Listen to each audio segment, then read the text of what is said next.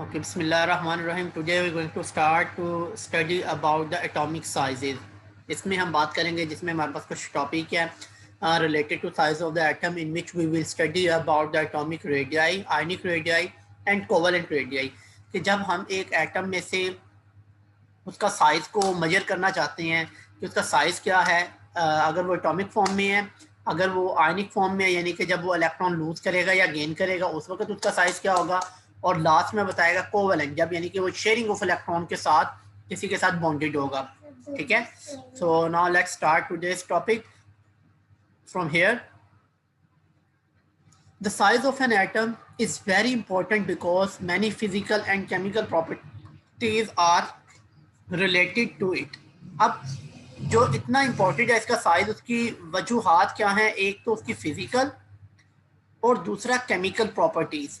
ये दोनों इसके ऊपर डिपेंड करती हैं. Number one, atom are assume to be spherical. Spherical का मतलब होता है कि उनको ये अज्यूम किया जाता है, ये तस्वुर किया जाता है कि वो कुछ इस तरह से स्फेरिकल फॉर्म में होंगे, जिसे आप कह लें कि जैसे गोल शक्ल में होता है, या एक ऐसी उनकी कुछ शक्ल हो सकती है, स्फेरिकल फॉर्म में होंगे. This we please mute your mic, thank you. अच्छा जी, we report the various types of radii of gases, their size, for this reasons. अच्छा, अब यहाँ पे ये क्या बता रहा है? The size of atoms are expressed in term of atomic radii. अगर आप एटम का लेंगे, यानी कि फॉर एग्जांपल ये एटम है, तो इसके सेंटर में आपके पास क्या होगा? न्यूक्लियस होगा. ठीक है.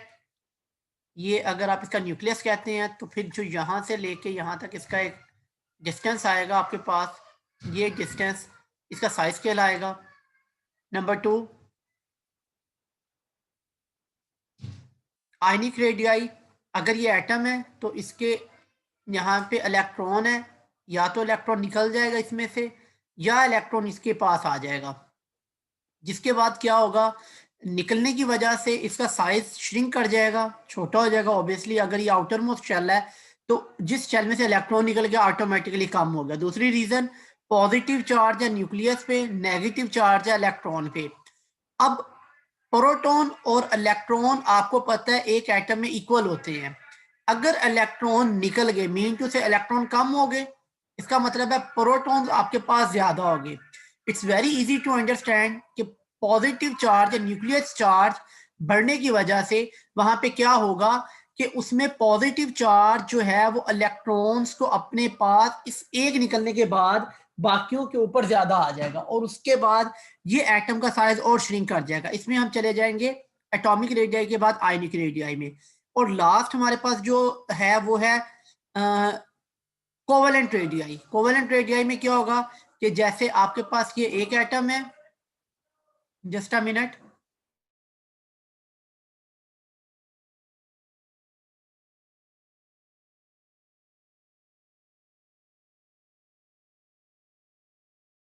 ओके, ये अब आपके पास आ गया कोवेलेंट रेडियाई. कोवेलेंट रेडियाई में क्या हो रहा है? अगर आप यहां से देखिएगा, ये एक एटम, ये दूसरा एटम, इन दोनों के दरमियान अब आपके पास क्या है? शेयर पेयर ऑफ इलेक्ट्रॉन है. तो जैसे आपको पता है कि जो सा पॉजिटिव न्यूक्लियर चार्ज है, वो जिस शेयर को अपनी तरफ ज्यादा अट्रैक्ट करेगा उससे भी इसमें वेरिएशन आएगी, depending upon the type of the compound use for this measurement. My dear, till here if you have any question please raise, और otherwise type no.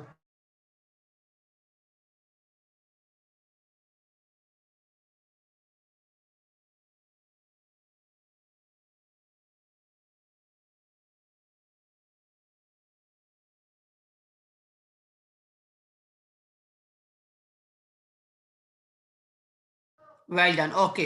Next, the atomic radius means the average distance between the nucleus of the atom and its outermost electronic shell.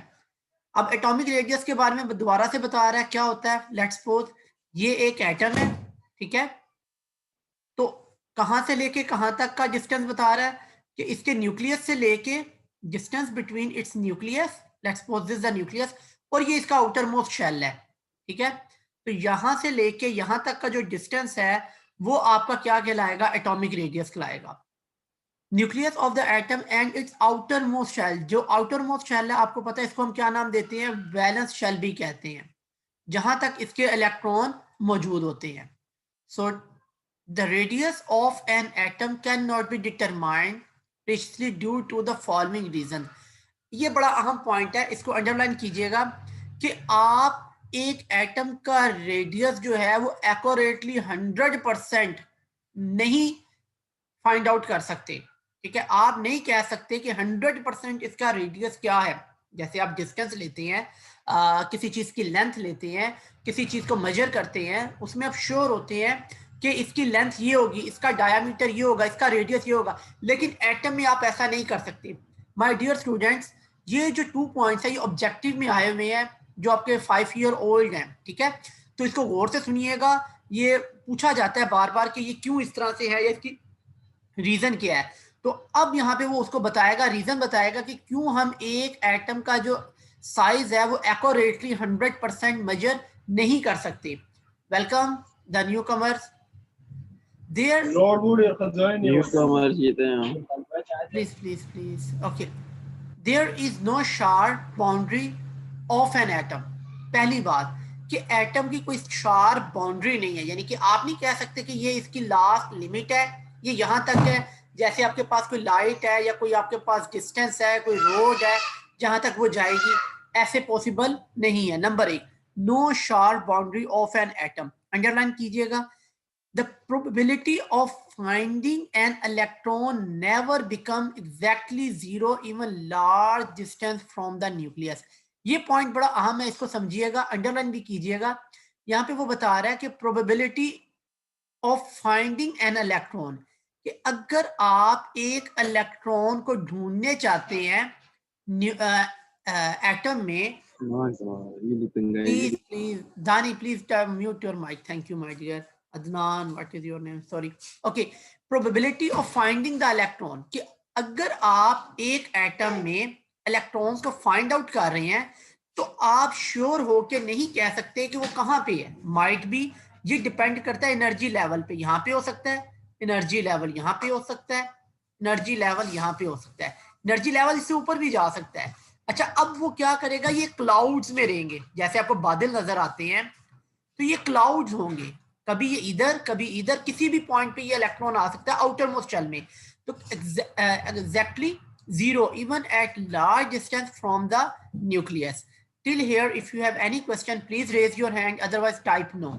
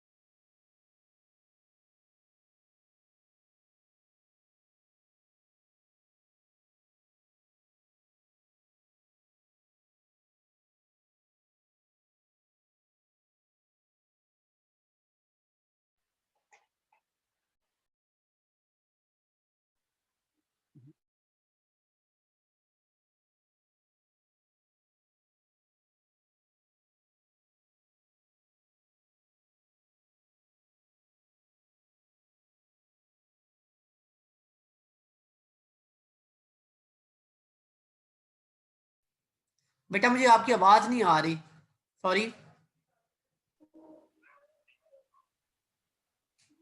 Okay, still not clear my dear, your sound is not clear. अच्छा जी, सुनिएगा second point, the electronic probability distribution is affected by neighbouring atom, कि एक atom के अंदर जो electrons हैं या उसका शेल है उसमें मौजूद इलेक्ट्रॉन अफेक्ट होंगे नेबरिंग एटम के साथ, यानी कि जो एटम इसके करीब आएगा, जिसके साथ ये बॉन्ड बनाएगा, जिसके साथ ये शेयरिंग करेगा, या जो जिसके इन्फ्लुएंस में ये आ जाएगा। तो इसी जैसे आपको पता है कि आप बड़ी अहम एग्जांपल दी जाती है मोस्टली कि जो सोबत होती है उनके साथ भी आपके इंसान के जो करैक्टर के ऊपर असरात पड़ते हैं। बिल्कुल उसी तरह से ये एक एटम जिस इन्वायरमेंट में होगा, इसके साथ वाले भी इसके जो इलेक्ट्रॉन का क्लाउड है उसको डिस्टर्ब कर देते हैं। For this reason the size of an atom में change from one compound to another compound. Very easy to understand. अगर हाइड्रोजन का एटम है, फॉर एग्जाम्पल ये एक हाइड्रोजन है H, और यहाँ पे दूसरा भी हाइड्रोजन ही है, लेट्स सपोज हियर। अब इन दोनों के दरमियान आपको पता है कि इक्वल इलेक्ट्रॉनिक क्लाउड पे या इलेक्ट्रॉन के ऊपर नंबर ऑफ प्रोटॉन इसके पास भी 1 है और इसके पास भी 1 है। ये अगर आपस में शेयर करते हैं इलेक्ट्रॉन को, तो आप इस तरह से समझ सकते हैं कि दोनों तरफ एक ही ताकत के या एक ही आप कह लें कि एनर्जी के रेसलर्स हैं, और एक ही ताकत से ये इसको खींचेंगे इलेक्ट्रॉन के शेयर पेयर को, जिसकी वजह से ये कहीं पे मूव नहीं करेगा। लेकिन अगर मैं इस हाइड्रोजन को रिप्लेस कर दूं इसके साथ, फ्लोरीन के साथ, let's suppose now I am going to write here the F, okay. अब आपको पता है कि फ्लोरीन मोस्ट इलेक्ट्रोनेगेटिव एलिमेंट है। इसने क्या करना है, इस शेयर पेयर ऑफ इलेक्ट्रॉन को अपनी तरफ कर लेना है, जिसकी वजह से इसके ऊपर स्लाइड पॉजिटिव और इसके ऊपर स्लाइड नेगेटिव चार्ज आ जाएगा। तो देखें, जैसे ही हमने नेबरिंग एटम को चेंज किया, इलेक्ट्रॉन के ऊपर उसका अफेक्ट हुआ, और जिसकी वजह से कंपाउंड के अंदर उसके साइज में वेरिएशन आ गई। Till here if you have any question please raise your hand, otherwise type no.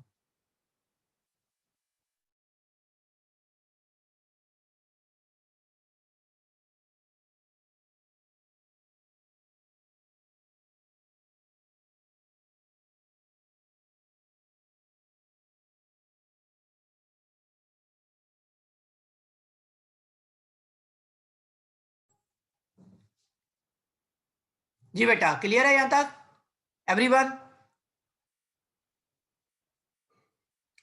Okay.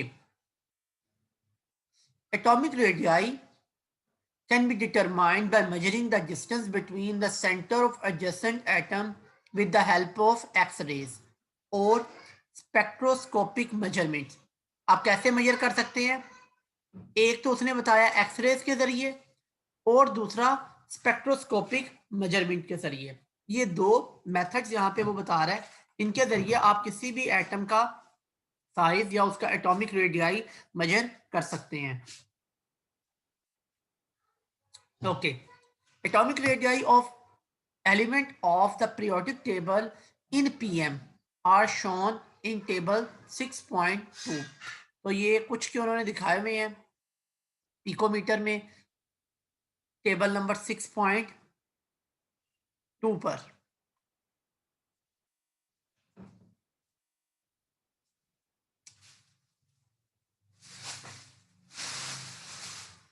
Variation of atomic radii in the periodic table. अब इसमें वेरिएशन या चेंज किस वजह से आता है, उसकी क्या रीजन है, यही सेम टॉपिक आप सेकंड ईयर में पढ़ेंगे। तो काइंडली इसको जरा थोड़ा सा गौर से समझिएगा और अंडरस्टैंड कीजिएगा, ठीक है।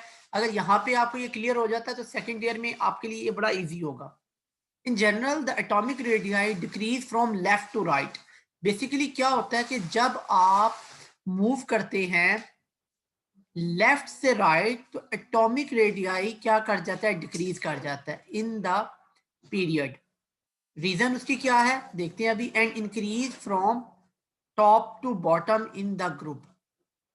जब आप मूव करते हैं पीरियोडिक टेबल में जो पीरियड्स हैं, तो अगर आप लेफ्ट से राइट में मूव करेंगे तो आपका जो पीरियोडिक एटॉमिक रेडियाई है ये डिक्रीज करेगा। Number 1 point.